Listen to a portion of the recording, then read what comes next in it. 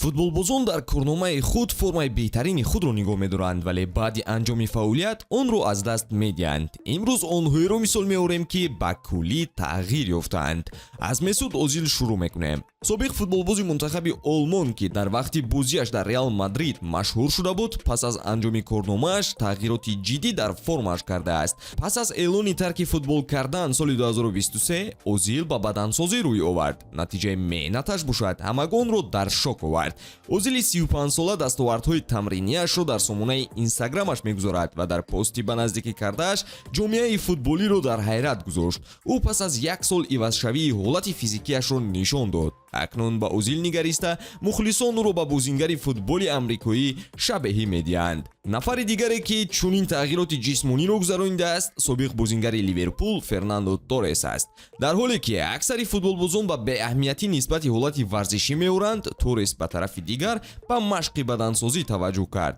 дар натиҷа ӯ ҳамагонро шокӣ кард, чун дар аксҳо бо бисепсҳои бузургаш пайдо шуд. шояд ҳамин Озилро ба шавқ оварду ӯ низ ба тамрингоҳ рӯй оварда буд. Торрес ҳоло Атлетико Биро тамрин медиҳад ва ба дастаи асосӣ кадрҳои қавиро омода месозад. футбародарон ҳамеша оиди паҳлӯҳои паси пардаи футболӣ ҳарф мезанад. масалан, зиндагии футболбозон, маълумот оиди атрофиёни онҳо ва берун аз майдон ба чӣ кор машғул шудани ситораҳои футболӣ. ҳоло ки айёми гармиҳо фаро расидааст ва то оғози топ чемпионатҳои аврупоӣ вақт аст, ҳам ситораҳои футболӣ ва ҳам ман низ хоҳиши сафар назди пайвандон ва истироҳат бо онҳоро интихоб мекунем.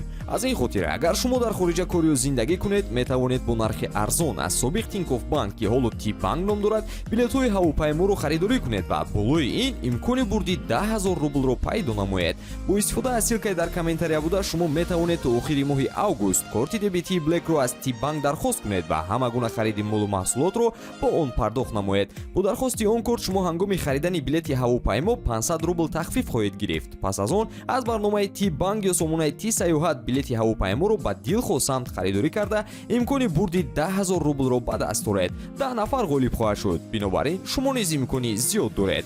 дар умум, новобаста аз он ки шумо ғолиби ин маблағ мешавед ё не, доштани корти дебитии Блек аз Тибанк ҳамеша муфид аст. аллакай ҳазорҳо шаҳрвандони Тоҷикистон, Узбекистон ва Қирғизистон аз он истифода мекунанд ва эътимод доранд. бо истифода аз ин корт онҳо ҳамарӯза ба наздиконашон тариқи рақамҳои телефон бе комиссия маблағ равон мекунанд. истифодаи барномаи Тибанк мушкил нест, зеро он бо забонҳои тоҷикӣ, узбекӣ ва қирғизӣ ҳам кор мекунад. хулас, тариқи ссилкаи дар комментария буда корти дебитии Блекро аз Тибанк дархост кунед, билети ҳавопайморо бихаред ва имкони бурди 10 000 рублро ба даст доред.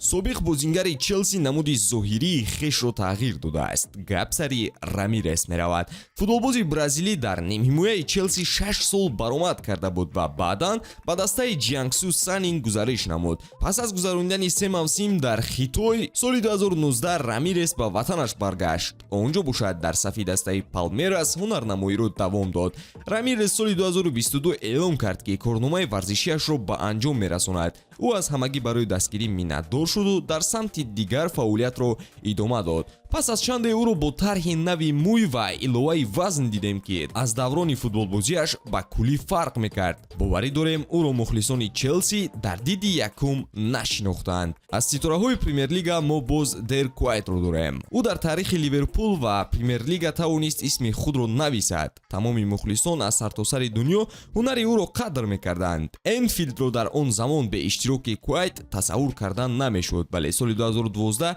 ӯ тарки даста намуд. корномаи худро бошад пас аз 6 сол дар соли 2018 дар дастаи Quick Boys ба анҷом расонид. пас аз баромад дар Sky Sport соли 2021 ӯ дубора машҳур шуд. то номашро дар экран набароварданд, мухлисон намедонистанд ки онҷо кӣ баромад дорад. ин сабаби худро дошт, чун бозингар баъди тарки футбол кардан намуди зоҳириашро ба куллӣ тағйир додааст. стили наваш ба монанди ҳунармандони синамо шуда буд. ба ин акс нигаред, худ мефаҳмед ки то чӣ андоза тағйирот дар зоҳири ӯ ба вуҷуд омадааст.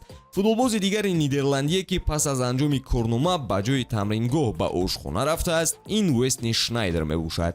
пас аз анҷоми корнома соли 2019 дар дастаи Алгарафа ӯро дубора дар бозии хайриявии соли 2022 дида будем. мухлисон аз дидани формаи онрӯзаи Шнайдер, ки замоне ба тӯпи тиллоӣ номзад буд, ангушти ҳайрат газиданд. ҳар боре ки ӯ назди мухлисон меомад, гуфта мешавад, ки андозааш то рафт калон шудан мегирад. боз ки ба назари шумо ба куллӣ тағйир ёфтааст? ҳатман варианти худро дар комментария қайд кунед ва наворҳои ҷадидро мунтазир бошед.